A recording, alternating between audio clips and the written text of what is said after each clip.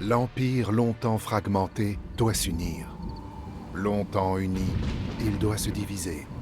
C'est un cycle éternel. Dans les derniers jours de la dynastie Han, l'Empire était comme un vase précieux renversé de son piédestal. Alors qu'il se précipitait vers le sol, certains refusaient d'accepter l'inévitable et imaginaient que le pire était passé.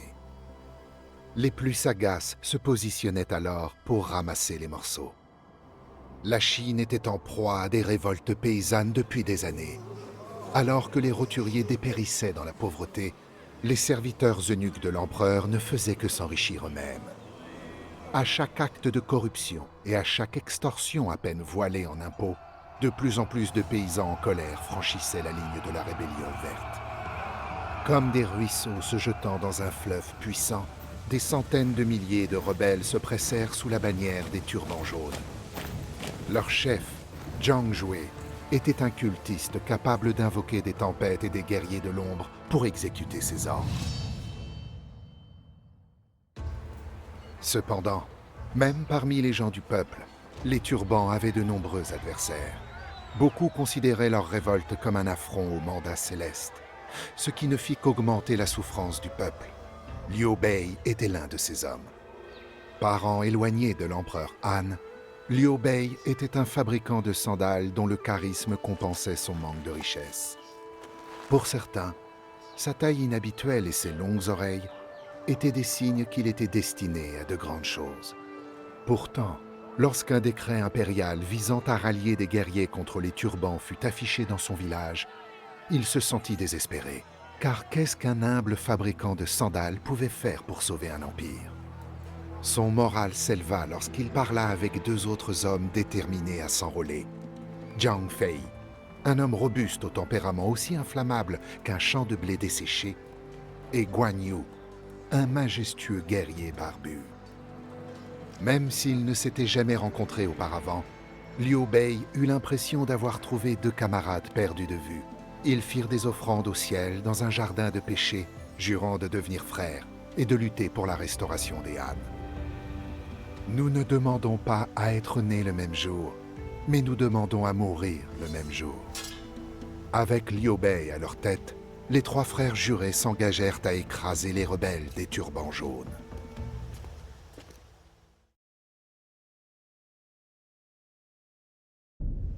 Bien que les soldats soient aussi féroces que des tigres en furie, les batailles se gagnent par la stratégie. Un héros s'élève, sa gloire s'affine. Promis à la couronne, son destin se dessine. Les turbans jaunes ne résistèrent pas face à la détermination de leurs frères. Une fois la rébellion écrasée, Liu Bei, récemment promu, semblait promis à une rapide ascension. Cependant, la corruption qui régnait au sein de la cour contraria ses espoirs. À cette époque, les dirigeants locaux extorquaient fréquemment leurs sujets pour corrompre les eunuques du palais. Peu après la victoire de Liu Bei, un officier vint réclamer son dû. L'honorable Liu Bei, n'ayant pas d'argent à donner, attisa la colère du fonctionnaire. Il dut retenir la main de Jiang Fei, craignant qu'il ne tue l'homme sur le champ. Liu Bei ne reçut aucune reconnaissance de la cour pour ses réalisations. Bien que cette réalité fût difficile à accepter, elle ne fit qu'affermir sa détermination. Pour restaurer la dynastie Han, il éradiqua peu à peu le cancer de la corruption politique. Une menace plus pressante avait émergé. Un ennemi qui risquait de défaire l'empire que Liu Bei aspirait à sauver. Le grand usurpateur, Cao Cao.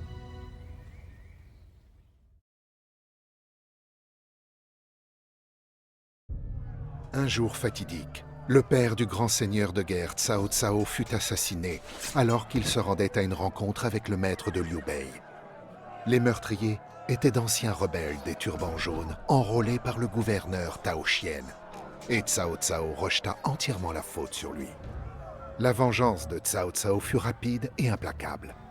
Des dizaines de milliers de civils périrent alors que des villes entières furent réduites en cendres.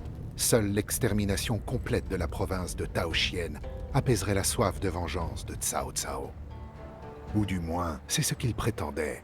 Alors que l'horreur de cette atrocité frappa Liu Bei, il comprit que Cao Cao, le maître marionnettiste du trône, cherchait réellement à instiller la peur chez ses rivaux. Cependant, certaines marionnettes refusaient de se laisser manipuler. Après avoir récemment tué son propre père adoptif, le célèbre guerrier Liu Bu cherchait à présent refuge auprès de Liu Bei. Liu Bei était loin d'être rassuré. Comme une épée sans manche, Liu Bu avait trahi tous les maîtres qu'il avait servis. Pourtant, avec les armées de Cao Cao marchant sur la capitale de Taoxian, un allié inconstant valait mieux que pas d'allié du tout.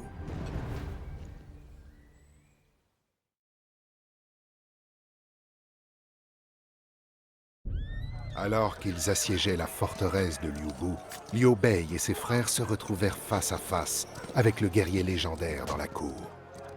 Liu Bu faillit triompher du trio, infligeant à Zhang Fei une blessure profonde et renversant l'indomptable Guan Yu. Liu Bei n'arriva à désarmer Liu Bu que par un coup de chance. L'éternel traître reconnut sa défaite. Pourtant, lorsque Cao Cao arriva, Liu Bu ne semblait pas encore prêt à accepter son destin. « Je vous ai déjà sauvé, Liu Bei, dit-il. Et c'était vrai. Une fois, alors que Liu Bei avait été attiré dans un piège mortel, Liu Bu tira une flèche à travers sa propre hallebarde à une grande distance. Impressionné par son habileté, le commandant ennemi battit en retraite, évitant à Liu Bei une mort certaine. « Maintenant, je vous demande de me rendre l'appareil, dit Liu Bu. Sauvez-moi de la lame, et vous aurez ma loyauté éternelle. » Votre loyauté éternelle? Mais votre loyauté éternelle ne vaut pas un coup de cidre. Liu Bei intervint avant que Zhang Fei, furieux, ne puisse exécuter Liu Bu sur place. Malgré la nature inconstante de Liu Bu, il pouvait être une arme utile, une fois pointé dans la bonne direction. Liu Bu fut gardé en vie et intégré au service de Liu Bei. Pour le moment. Liu Bei avait remporté une courte victoire. Peu de temps après que le sort de Liu Bu fut décidé, Cao Cao s'empara de la province de Shu, déchirée par la guerre, et Liu Bei accepta à contre-cœur de rejoindre sa cour en tant que commandant. Cao Cao tenait Liu Bei en grande estime, mais il y avait peu de confiance entre les deux hommes. Liu Bei n'avait aucune envie de servir un homme capable de telles atrocités contre les gens ordinaires. Ce n'était qu'une question de temps avant qu'ils ne s'affrontent à nouveau.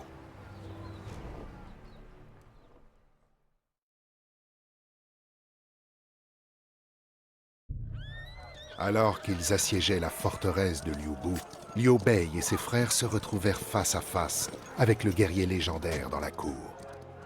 Liu Bu faillit triompher du trio, infligeant à Zhang Fei une blessure profonde et renversant l'indomptable Guan Yu. Liu Bei n'arriva à désarmer Liu Bu que par un coup de chance. L'éternel traître reconnut sa défaite. Pourtant, lorsque Cao Cao arriva, Liu Bu ne semblait pas encore prêt à accepter son destin. « Monseigneur Cao Cao, dit-il, dans vos mains, je pourrais être une arme mortelle. Montrez-moi vos ennemis et je ne ferai qu'une bouchée d'eux. » Cao Cao prit l'offre en considération. Après tout, pourquoi laisser un bien précieux être gaspillé pour un peu de trahison? Mais Liu Bei pouvait voir le mensonge dans les yeux de Liu Bu. Si cet homme a pu embrocher son propre père adoptif, pourquoi ne vous réserverait-il pas le même sort? À la surprise de Liu Bei, ces paroles influencèrent Cao Cao. « Longues oreilles! Vous êtes un escroc !» hurla Liu Bu, alors que les gardes le traînaient jusqu'à son exécution. Liu Bei avait remporté une courte victoire. Peu de temps après que le sort de Liu Bu fut décidé, Cao Cao s'empara de la province de Shu, déchirée par la guerre, et Liu Bei accepta à contre-cœur de rejoindre sa cour en tant que commandant. Cao Cao tenait Liu Bei en grande estime, mais il y avait peu de confiance entre les deux hommes. Liu Bei n'avait aucune envie de servir un homme capable de telles atrocités contre les gens ordinaires. Ce n'était qu'une question de temps avant qu'ils ne s'affrontent à nouveau.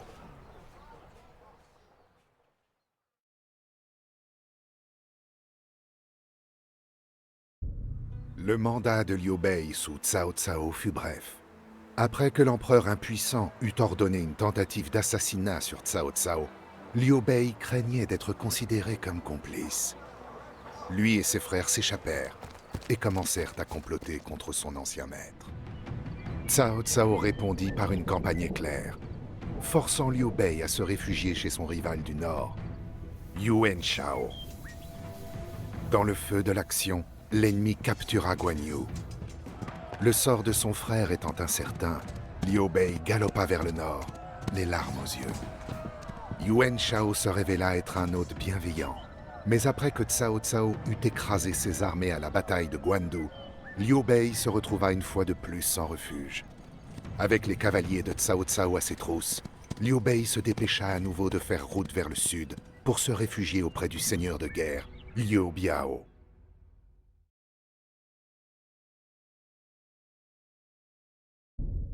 L'idée de Zhuge Liang d'attirer les hommes de Cao Cao dans une clairière fonctionna.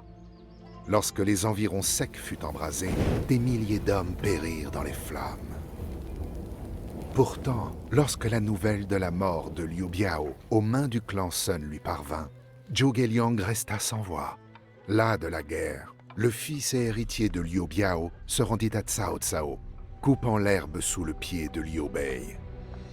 La mort de Yuan Shao et Liu Biao laissa Cao Cao sans égal dans le nord. Le seul allié potentiel de Liu Bei était désormais le clan Sun, qui avait tué son ancien maître. La situation était plus désespérée que jamais.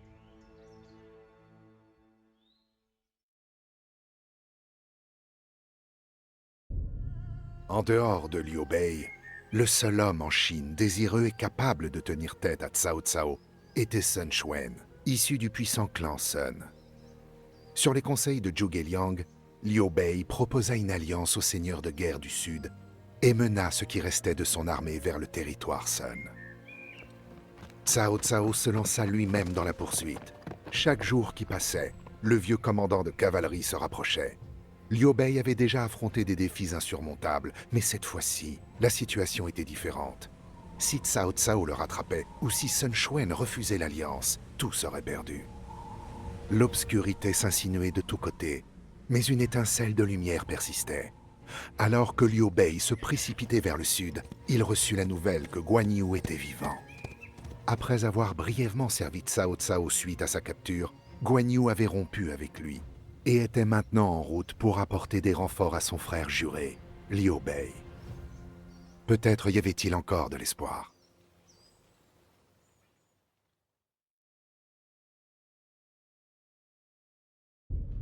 Une lourdeur pesait dans l'air lorsque les nouveaux alliés, Liu Bei et Sun Quan, se rencontrèrent enfin. Liu Bei avait échappé de justesse à l'emprise de Cao Cao, mais c'était là que s'arrêtaient les bonnes nouvelles. L'une après l'autre, les villes au nord du Yangtze tombaient aux mains de l'usurpateur, comme des cailloux emportés par une inondation.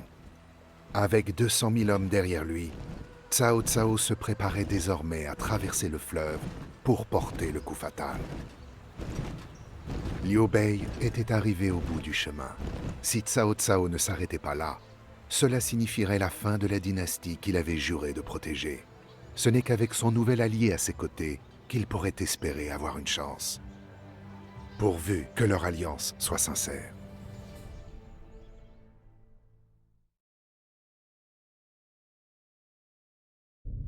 Une fumée noire obscurcissait le ciel tandis que l'immense armée de Cao Cao dressait son camp de l'autre côté du fleuve. Depuis son perchoir sur les falaises rouges, Liu Bei avait l'impression que la mort elle-même était venue lui faire un salut funeste. « Nous devons faire du fleuve notre rempart et notre champ de bataille », déclara Zhuge Liang. « Je vais invoquer le vent du sud-est pour garantir notre domination sur l'eau. Ensuite, vous et vos frères devrez mener la charge sur la rive nord. Le vent dans leur dos, ils mettraient le feu au navire de Cao Cao pour prendre l'initiative. Les hommes de Cao Cao, démoralisés après des années de conflit, se disperseraient face à une offensive aussi puissante. Du moins, c'était ce qu'ils espéraient. Face à une armée 4 fois plus nombreuse, c'était le meilleur plan qu'ils pouvaient envisager. Pourtant, l'avenir demeurait incertain. Si Cao Cao parvenait à survivre, la Chine resterait divisée. Mais s'il devait périr au cours des combats, qu'est-ce qui empêcherait Sun Quan de prendre sa place? Bien qu'il ne fût pas un tyran, l'ambition brûlait toujours en lui. Zhuge Liang, fidèle à lui-même, avait un plan. Il viendra un moment dans la bataille où vous devrez faire un choix décisif. Soit vous tenez votre promesse à Sun Quan et pariez sur l'avenir de l'Empire, soit vous retournez votre épée contre votre allié pour le protéger d'un autre usurpateur potentiel. Même si cela lui déchirait le cœur, Liu Bei savait que son conseiller disait vrai. Il n'avait qu'une seule chance d'atteindre son objectif de restaurer la dynastie Han. Mais lorsque le moment viendrait, serait-il assez fort pour saisir cette opportunité ?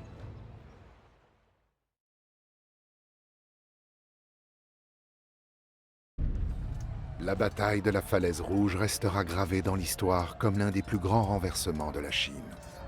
La formidable armée de Cao Cao fut défaite par l'alliance puissante de Liu Bei et Sun Quan, soutenue par les brillantes stratégies de Zhuge Liang et Zhou Yu. On se souviendra aussi de ce jour comme celui de la restauration de la dynastie Han. La trahison de Liu Bei prit Sun Quan au dépourvu, et les troupes du clan Sun s'enfuirent en désordre lorsqu'elles virent la lance de Zhang Fei percer leur chef. Pendant ce temps, Cao Cao défait trouva la mort aux mains de Guan Yu dans le col de Huarong. La mort de Cao Cao mit fin à des décennies de guerre civile, laissant Liu Bei comme unique et improbable vainqueur.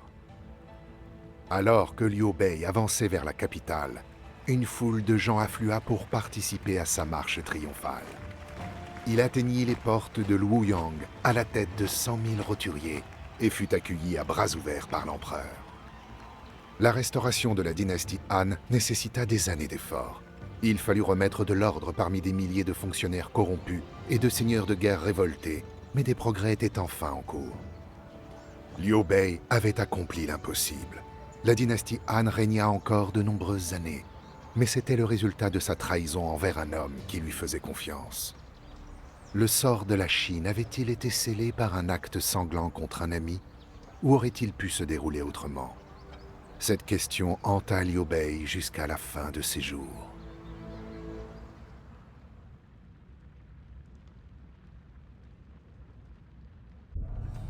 La bataille de la Falaise Rouge restera gravée dans l'histoire comme l'un des plus grands renversements de la Chine. La formidable armée de Cao Cao fut défaite par l'alliance puissante de Liu Bei et Sun Quan, soutenue par les brillantes stratégies de Zhuge Liang et Zhou Yu. Cao Cao s'enfuit, la queue entre les jambes, jurant de ne plus jamais remettre les pieds au sud du fleuve.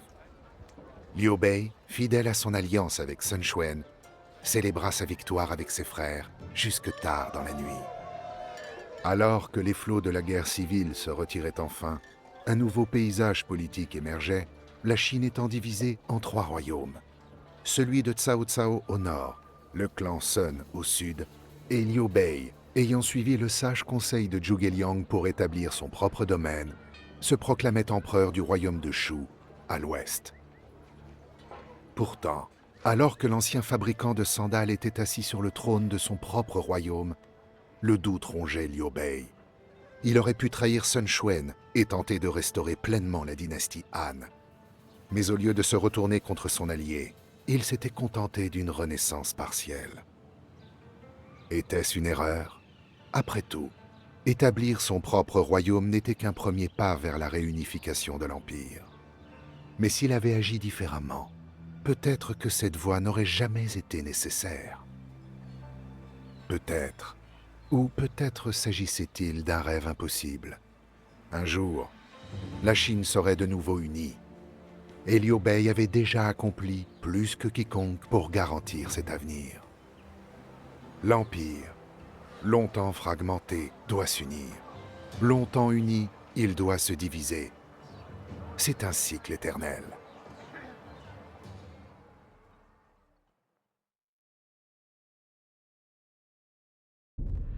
L'Empire longtemps fragmenté doit s'unir. Longtemps uni, il doit se diviser. C'est un cycle éternel. Dans les derniers jours de la dynastie Han, l'Empire était comme un vase précieux renversé de son piédestal. Alors qu'il se précipitait vers le sol, certains refusaient d'accepter l'inévitable et imaginer que le pire était passé. Les plus sagaces se positionnaient alors pour ramasser les morceaux. La Chine était en proie à des révoltes paysannes depuis des années. Alors que les roturiers dépérissaient dans la pauvreté, les serviteurs eunuques de l'empereur ne faisaient que s'enrichir eux-mêmes. À chaque acte de corruption et à chaque extorsion à peine voilée en impôts, de plus en plus de paysans en colère franchissaient la ligne de la rébellion verte.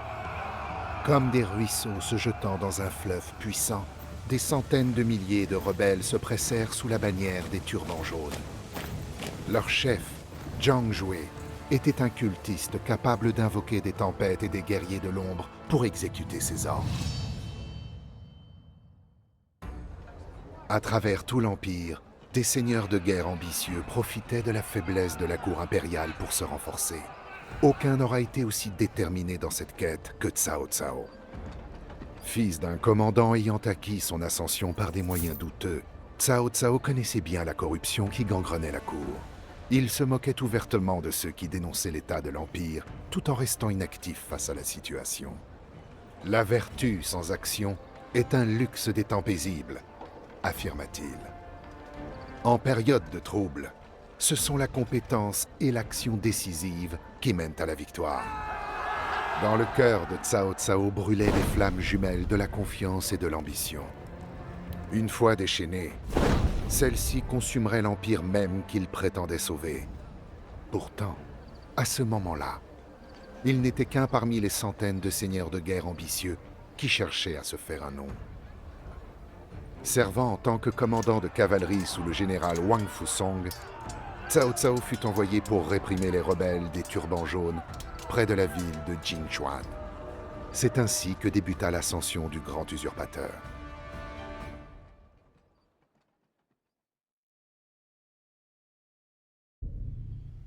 Les turbans jaunes se fanaient comme de l'herbe sèche devant le feu de Cao Cao. Pourtant, même si l'ordre était rétabli, les problèmes de l'Empire étaient loin d'être résolus. Le vieil empereur était mort, laissant le trône à son jeune fils. Ce changement de pouvoir transforma les rivalités de cour en conflits violents. L'ancien allié de Cao Cao, Dong Zhuo, massacra les eunuques jadis puissants. Plutôt que de remettre le pouvoir au nouvel empereur, il le déposa et le remplaça par son demi-frère, un enfant qu'il manipulait comme une marionnette. Dong Zhuo abusa de son nouveau pouvoir en occupant le lit de l'empereur, en séduisant les épouses des fonctionnaires de la cour et en torturant des otages pour se divertir. Comme par le passé, les hommes d'inaction dénoncèrent ce statu quo scandaleux, tout en restant les bras croisés. Pour Cao Cao, ne rien faire était inenvisageable. Alors même qu'il servait le tyran, Cao Cao prévoyait d'assassiner Dong Zhuo. En le tuant, Cao Cao espérait gagner les faveurs des roturiers et des seigneurs de guerre. Cependant, Dong Zhuo le prit en flagrant délit et l'obligea à fuir la capitale. Sur le chemin de l'Est, son oncle Liu Boshu l'accueillit. À la tombée de la nuit, Cao Cao entendit Liu Boshu aiguiser un couteau. Et dans sa paranoïa, interpréta cela comme un prélude à son propre meurtre. Cao Cao assassina toute la famille de Liu Boshu, réalisant trop tard qu'il n'avait fait que préparer un festin en son honneur. Alors que les flammes engloutissaient la maison, son dernier fidèle disciple lui demanda comment il avait pu commettre une telle atrocité. La réponse de Cao Cao fut cinglante. « Je préfère trahir le monde que voir le monde me trahir. » Aucun ennemi, qu'il soit réel ou imaginaire, ne se mettrait en travers de son chemin.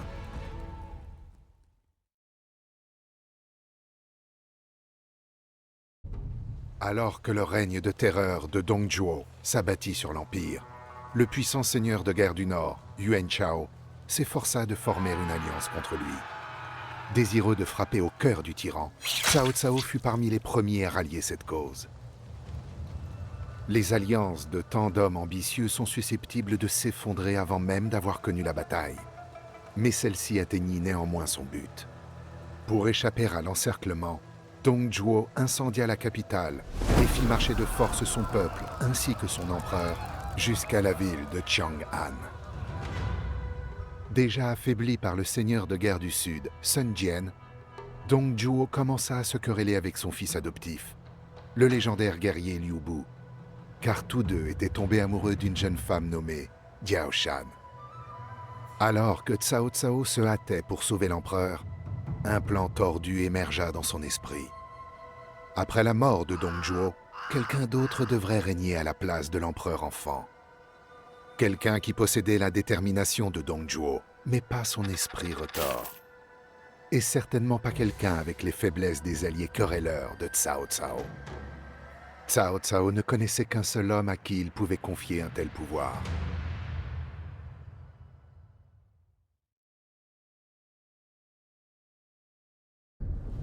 Avec la mort de Dong Zhuo, Cao Cao était désormais l'homme le plus puissant de Chine. Bien que certains persistaient à le qualifier d'usurpateur, il veillait à être perçu comme l'exécutant de la volonté de l'empereur, tout en façonnant cette volonté à sa guise. Tout ce pouvoir concentré entre les mains d'un seul homme déplaisait aux autres seigneurs de guerre. Yuan Shao, l'ancien chef de la coalition contre Dong Zhuo, hissait désormais ses bannières contre Cao Cao. Sentant l'occasion de se débarrasser d'un rival redoutable, Cao Cao releva le défi.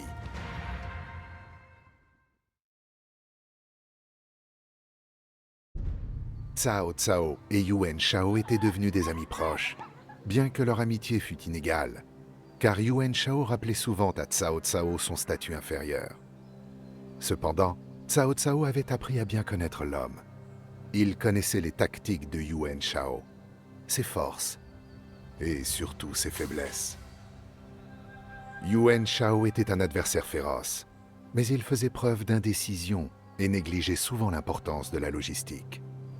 Une armée doit avoir le ventre plein, mais celui des hommes de Yuan Shao était souvent vide. Cao Cao avait l'intention d'exploiter pleinement cette faiblesse. Yuan Shao assiégea la base d'opération de Cao Cao à Guandu, mais aucun des deux camps ne parvint à percer les lignes de l'autre. Pour sortir de l'impasse, Cao Cao dévoila son arme secrète. Alors qu'il combattait Tao Xian, Cao Cao captura l'un des généraux les plus compétents de ce dernier, un homme nommé Guan Yu. Bien que Guan Yu souhaitât retourner auprès de son frère juré, Liu Bei, il était un homme d'honneur. Après que Cao Cao lui eut épargné la vie, Guan Yu accepta de servir son ravisseur, mais seulement pendant un certain temps. Cette brève fenêtre était tout ce dont Cao Cao aurait besoin pour écraser son vieil ami.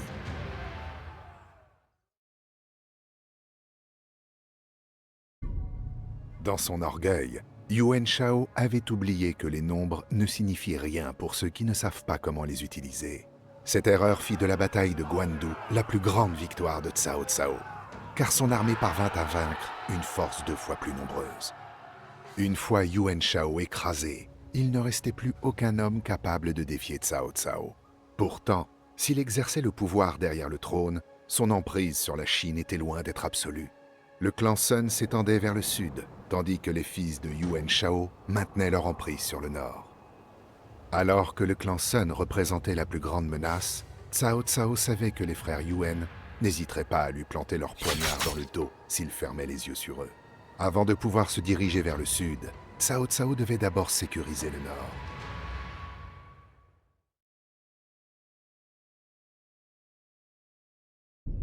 Peu de temps après la bataille de Guandu, Yuan Shao parvint à réorganiser ses armées dans le but de protéger ses provinces natales avant sa mort. Pourtant, ses fils semblaient plus désireux de s'entretuer pour les restes que de se préparer à l'inévitable assaut de Cao Cao. Cao Cao était heureux d'attiser les flammes de cette querelle familiale. S'il pouvait garder les frères Yuan divisés, sa victoire était presque certaine. Lorsque Cao Cao marcha vers le nord, les frères mirent brièvement de côté leurs différends pour le rencontrer dans la bataille de la ville de Liyang. Pour conquérir le nord, divisé région par région, Cao Cao devait rapidement briser leur alliance.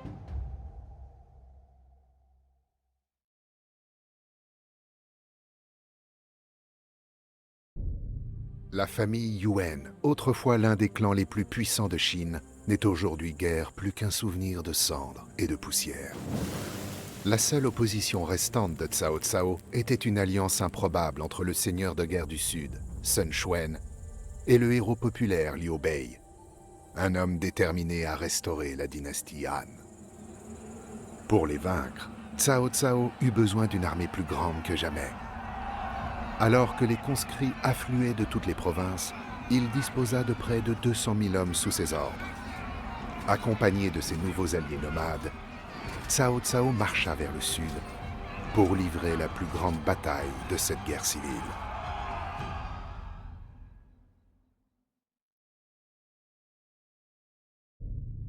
Telle une avalanche dévastatrice, l'armée de Cao Cao écrasa tout sur son passage. La province de Jing s'effondra et les troupes démoralisées furent absorbées par la force de Cao Cao, telles des proies happées par la mâchoire d'un tigre affamé. Même le célèbre héros Liu Bei se montrait impuissant face à lui. Réuni avec son frère juré Guan Yu, il prit la fuite vers le clan Sun et commença à élaborer des plans. Cependant, la véritable menace qui pesait sur les plans de Cao Cao n'était ni Liu Bei, ni les armées du clan Sun, mais le puissant fleuve Yangtze. Pour conquérir le sud, des centaines de milliers de soldats devaient traverser ce vaste fleuve. Cependant, bien que Cao Cao disposât d'un avantage numérique, les forces ennemies, bien que plus réduites, étaient composées de marins aguerris. De plus, la paranoïa croissante de Cao Cao ne faisait qu'aggraver la situation. Lorsqu'une lettre fit surface impliquant son commandant de marine dans un complot perfide, Cao Cao n'hésita pas à l'exécuter sur le champ. Ce n'est que bien plus tard qu'il comprit qu'il était tombé dans une ruse habilement orchestrée par le général du clan Sun, Zhou Yu. Privé de son officier de marine le plus compétent, Cao Cao se prépara à commencer la bataille avec un désavantage stratégique. En s'adressant à ses hommes la veille de l'affrontement, il pouvait percevoir leur peur. « Je lève mon verre et chante en refrain, car qui sait si la vie est brève ou sans fin. Des montagnes fières, ancrées dans leur hauteur, des océans profonds, indifférents à leur splendeur. Le sage sait s'arrêter quand l'appel se fait, tandis que l'Empire s'effondre à ses pieds, il se tait. » Tandis que ces paroles résonnaient à travers cette vaste étendue de chair et d'acier, les soldats s'agitaient. Ils oublièrent un instant les années de campagne, la douleur pesante dans leur corps fatigué et la maladie qui ravageait leur camp marécageux. Pendant un certain temps, ils étaient remplis d'espoir, et l'espoir est un levier puissant.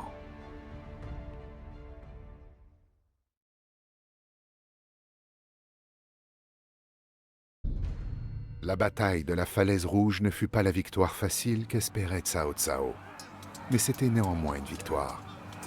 Une fois ses armées débarquées au sud du Yangtze, ses ennemis ne purent guère agir pour l'arrêter. Sun Quan fut abattu, alors qu'il fuyait frénétiquement le champ de bataille. Liu Bei et ses frères refusèrent d'abandonner. Même lorsque leurs armées se mirent en déroute, ils retinrent la marée des forces de Cao Cao, permettant à des milliers de personnes de s'échapper vers un endroit sûr. Ce jour-là, ils tinrent leur serment fraternel. Mourir le même jour, le même mois, la même année. Cao Cao était dorénavant le véritable dirigeant de la Chine. Beaucoup pensaient qu'il se déclarerait empereur, mais à la surprise de ses détracteurs, il demanda à l'empereur Han de le proclamer roi des Wei et protecteur de l'Empire. Cao Cao savait que se déclarer empereur entraînerait une nouvelle guerre civile, la dernière chose dont il avait besoin. Au lieu de cela, il adopta une approche prudente, pansant les blessures de la nation et établissant lentement sa dynastie. En reconstruisant la Chine et en remplissant la cour impériale de loyalistes, il pouvait s'assurer qu'il ne resterait aucune opposition lorsque son fils se déclarerait empereur un jour. En contemplant sa réalisation, Cao Cao avait l'impression d'avoir escaladé une grande montagne. Il avait atteint son plus grand objectif, mais il réalisait avec appréhension qu'il n'y avait nulle part où aller à partir de là, sinon vers le bas. Alors que ce vide l'envahissait telle une marée destinée à se retirer, il se souvint d'un poème qu'il avait écrit en prévision de ce jour. Chaque saison cède la place à une autre. Les jours et les nuits deviennent des années. Les années peuvent passer, mais sans regret. Les problèmes du monde sont la seule préoccupation. La vie et la mort ont leur but. Et il est insensé de s'en soucier. Exprimons nos ambitions par des chants, comme chaque saison cède la place à une autre.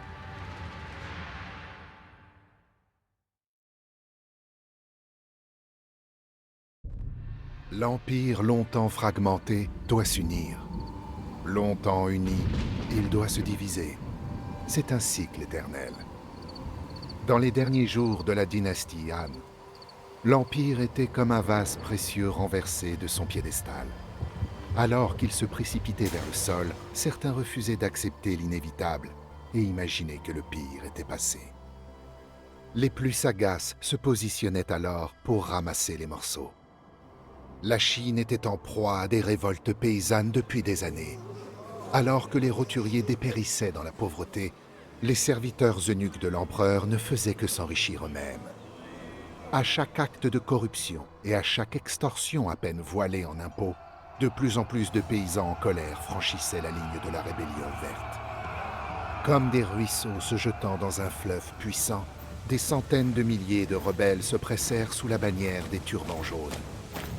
Leur chef, Zhang Jue, était un cultiste capable d'invoquer des tempêtes et des guerriers de l'ombre pour exécuter ses ordres. Pourtant, en donnant aux seigneurs de guerre les moyens de faire face à la rébellion, l'empereur ouvrit la voie à une lutte de pouvoir qui allait déchirer le pays. Dong Zhuo, un seigneur de guerre de la frontière occidentale, profita de la tourmente pour capturer la capitale de Luoyang. Sous prétexte de rétablir l'ordre, il usurpa le trône et transforma l'empereur en marionnette. Une alliance se forma rapidement pour le renverser, et parmi ses membres se trouvait Sun Jian. Bien qu'il pût retracer sa lignée jusqu'au légendaire Sun Tzu, auteur de l'art de la guerre, Sun Jian était un homme aux moyens modestes. Son maître, Yuan Shao, et les autres chefs de l'Alliance le considéraient comme à peine plus qu'un simple paysan. Pourtant, ce qui manquait à Sun Jian en puissance, il le compensait par son ambition et son ingéniosité. À l'âge de 17 ans, il avait dispersé une bande de bandits en agitant des armes et en feignant de donner des ordres à une armée cachée. À présent, dans une nouvelle démonstration de bravoure qui impressionna même Yuan Shao, Sun Jian se porta volontaire pour mener la charge sur la capitale.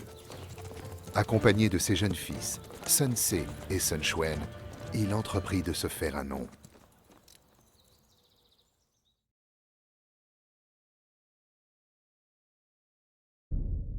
Dong Zhuo abandonna Luoyang, réduisant ainsi la capitale autrefois magnifique à une coquille fumante. Le redoutable commandant Cao Cao poursuivit le tyran, mais c'était à Sun Jian d'éteindre les incendies qui faisaient rage dans la ville. Alors que l'obscurité tombait sur les vainqueurs meurtris, la fumée enveloppait les rues. Même les étoiles de l'empereur ne pouvaient être aperçues à travers le voile brumeux. Et pourtant, une lumière apparut dans l'obscurité. Sortant d'un puits abandonné près du camp de Sun Jian, une lueur semblable à celle d'un arc-en-ciel brillait dans le ciel. Au fond du puits gisait une femme morte, serrant un artefact en jade le plus pur. Sun Jian n'en croyait pas ses yeux. C'était le sceau impérial. La manifestation physique du mandat céleste. Le droit divin de l'empereur de régner. Et maintenant, il était à lui. Sun Jian interpréta cela comme un signe du ciel que son clan était destiné à la grandeur. Avec ses fils, il se précipita chez lui avant que quiconque ne puisse lui prendre le trésor. Yuan Shao était furieux en découvrant leur camp abandonné. Il ordonna au seigneur de guerre, Liu Biao, d'arrêter Sun Jian et de récupérer le sceau. Alors que Liu Biao se lançait à sa poursuite, Sun Jian se retrouva séparé de ses deux fils et entouré de cavaliers hostiles. Une discussion tendue dégénéra en un combat sanglant. Et Sun Jian, le héros de Luoyang, fut tué. Pourtant, malgré toutes les recherches de Liu Biao, le sceau impérial restait introuvable. Plus loin, Sun Ce et son jeune frère Sun Quan galopait dans l'obscurité. Des larmes coulaient sur les joues de Sun Ce, tandis qu'il serrait le lourd artefact contre lui.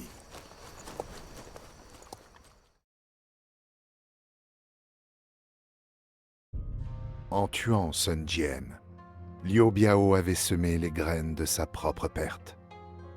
En grandissant, les deux frères Sun prirent soin de ces graines. Un jour, ils pourraient cueillir le fruit de cet arbre de vengeance. Mais pour l'instant, Sun Ce ne pouvait rien faire. Devenu le nouveau chef de son clan, il retournait chez lui sans armée ni terre à gouverner. Pour se venger de Liu Biao, il devait d'abord consolider son pouvoir. Le sceau impérial était un artefact inestimable, mais le garder revenait à se dessiner une cible dans le dos. Seigneurs de guerre et bandits rêvaient de s'en emparer. Il valait donc mieux s'en servir pour transférer cette cible à quelqu'un d'autre. Sun Ce accepta d'échanger le sceau avec l'ancien maître de son père, Yuan Shao, contre 3000 soldats expérimentés. Avec son commandant en chef et ami d'enfance Zhou Yu à ses côtés, il marcha vers la province de Jiangdong pour réaliser le rêve de son père.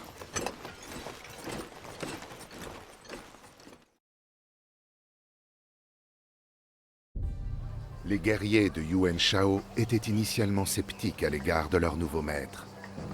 Mais après une série de victoires, leur loyauté forcée se transforma en admiration pour celui qu'ils surnommèrent le Petit Conquérant. À 20 ans à peine, Sun Ce comblait déjà le vide laissé par son père. Grâce à la stratégie brillante de Zhou Yu, il se forgeait rapidement le domaine dont son père avait rêvé. Mais tout n'était pas paisible sur le front intérieur. Tandis que Sun Ce réalisait les rêves de leur père, son jeune frère Sun Quan nourrissait toujours l'arbre de la vengeance. Pour lui, les représailles comptaient davantage que la construction d'un empire. Pourtant, ils devraient mettre leurs différends de côté, du moins pour un temps. Bien qu'une grande partie de la province de Jiangdong ait été conquise, une menace majeure persistait, le chef des bandits Yen Tigre Blanc.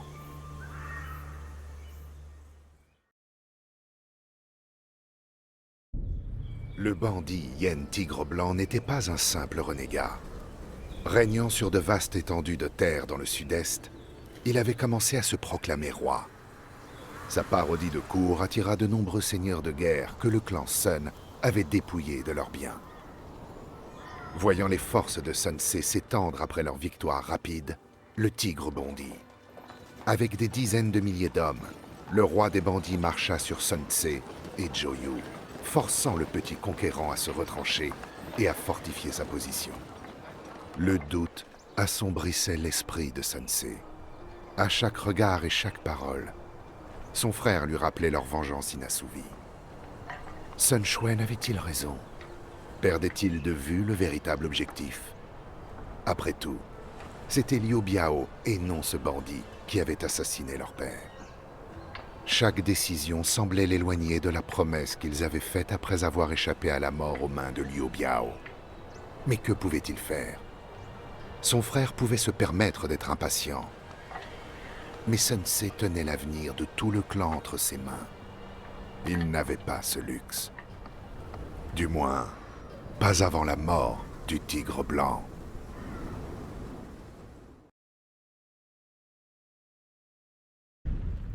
La mort de Yen Tigre Blanc a conforté la position de Sun Ce en tant que chef dominant de la région. Pourtant, il n'a guère eu le temps de savourer sa victoire. Alors qu'il mettait l'ennemi en déroute, une flèche perdue frappa Sun Ce à la mâchoire, lui infligeant une terrible blessure. À maintes reprises, il interrogea ses guérisseurs. À quel point est-ce grave? Mais ils évitèrent la question. Finalement, dans un élan d'impatience, il ordonna qu'on lui apporte un miroir. Sun Ce avait toujours été bel homme. Si habitué au respect que lui conférait son apparence, il ne put retenir ses larmes en découvrant le visage défiguré qui le fixait dans le miroir. Avec un visage comme celui-là, comment quelqu'un peut-il me regarder et voir un chef? Comment puis-je inspirer les hommes à me suivre s'ils sont horrifiés par ma seule vue? Il frappa de son poing serré la coudoir. L'impact soudain déchira tous les points de suture de son visage, tachant ses vêtements de sang. Sun Ce, le petit conquérant, mourut cette nuit-là de ses blessures, laissant son frère Sun Quan reprendre le flambeau.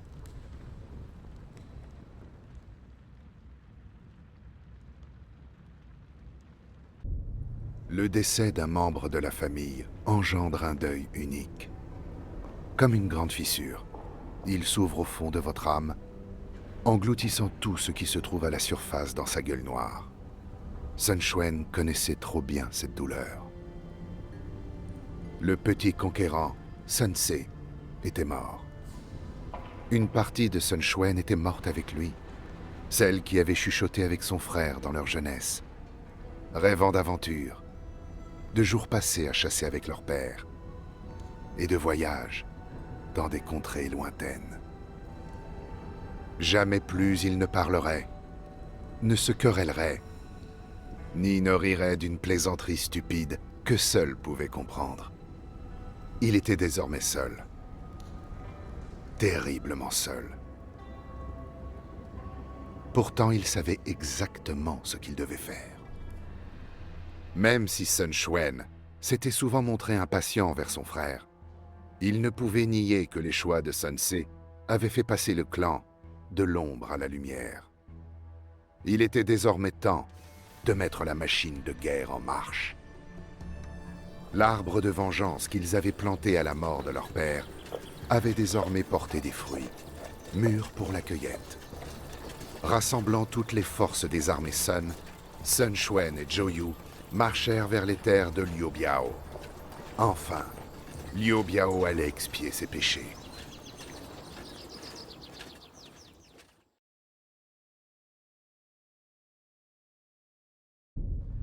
Alors que la fumée s'élevait de son palais en flammes, noircissant le crépuscule, Liu Biao était amené devant ses ravisseurs.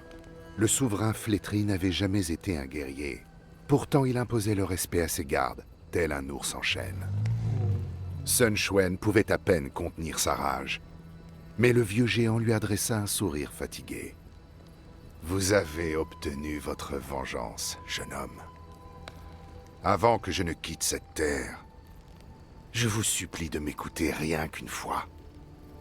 Vous me regardez comme un monstre pour ce que j'ai fait à votre père.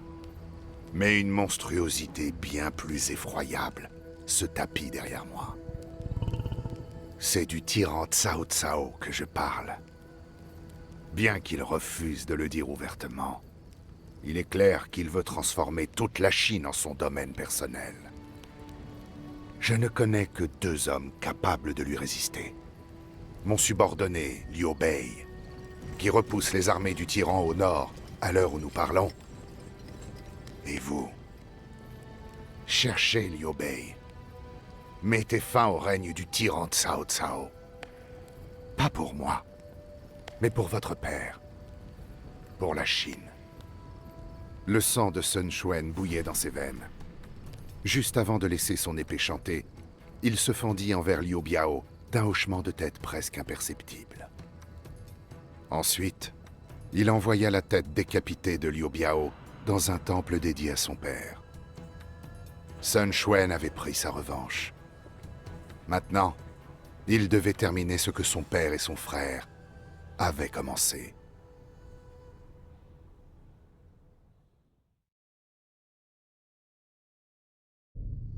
En dépit de toutes ses fautes, la prédiction de Liu Biao était juste.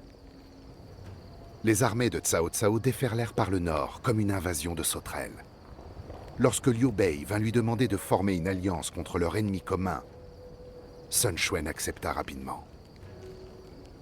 Ils mobilisèrent tous les hommes qu'ils purent trouver au sud du Yangtze, dans un endroit surnommé la Falaise Rouge.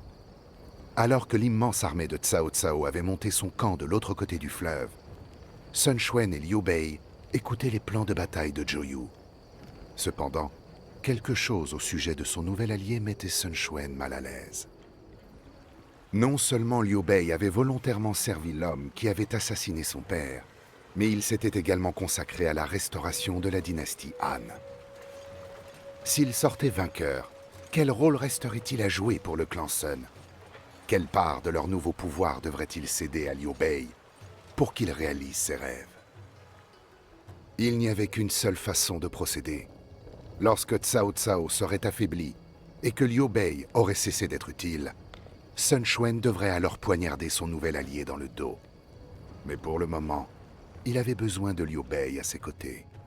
Sur une colline près de leur campement, Zhuge Liang priait pour que le vent tourne en sa faveur dans la bataille à venir. Zhou Yu, qui se méfiait profondément du conseiller de Liu Bei, supervisait le rituel. Si Liang échouait, Zhou Yu s'assurerait qu'il ne quitte pas cet endroit vivant. Mais Zhou Yu obtint plus que ce qu'il n'aurait voulu. Le rituel de Zhuge Liang fut interrompu lorsque les hommes de Cao Cao passèrent à l'attaque par surprise, prenant les alliés complètement au dépourvu. L'ennemi submergea rapidement les plages et captura les navires incendiaires des Sun. Sun Quan et Liu Bei se replièrent pour planifier leur contre-attaque. L'avenir de la Chine était sur le point de se décider.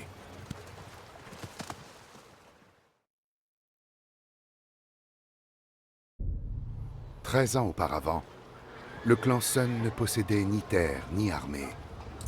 Aujourd'hui, il se dressait en seul vainqueur de la plus grande bataille de mémoire d'homme. Ayant surjoué sa main, Cao Cao s'enfuit vers le nord. Après son débarquement raté, les meilleurs cavaliers de Zhou Yu lançaient à sa poursuite. Pendant ce temps, la trahison de Sun Quan stupéfia son allié, qui ne se doutait de rien. Liu Bei et son rêve de restaurer la dynastie Han se vidèrent tous deux de leur substance sur les sables des rives du Yangtze. Alors que Sun Quan s'emparait des provinces occidentales les plus faibles, un nouveau statu quo émergeait. Cao Cao régnait en maître sur les riches plaines centrales autour du fleuve Jaune, tandis que le clan Sun consolidait son emprise sur le sud. Aucun des deux camps ne semblait assez fort pour dominer l'autre. La conquête de la Chine par Sun Quan resterait à jamais incomplète. Pourtant, à chaque fois qu'il repenserait à ce jour fatidique dans les années à venir, il savait qu'il n'aurait rien pu faire différemment. La mort de Liu Bei avait empêché l'émergence d'un troisième royaume. Et le ciel lui-même semblait satisfait de sa décision. Alors que ses hommes fouillaient le camp de Cao Cao après la bataille, Sun Quan tomba sur un trésor familier. Dans sa hâte de s'échapper, le tyran avait laissé derrière lui un grand seau de jade, exactement identique à celui que Sun Jian avait trouvé dans la capitale toutes ces années auparavant. Comment le sceau impérial s'était-il retrouvé entre les mains de Cao Cao? Sun Quan ne pouvait que se hasarder en hypothèse. Peut-être l'avait-il pris à Yuan Shao après la bataille de Guandu. En tout cas, cela n'avait plus d'importance. Le sceau était de retour à sa juste place et le clan Sun détenait désormais le mandat céleste.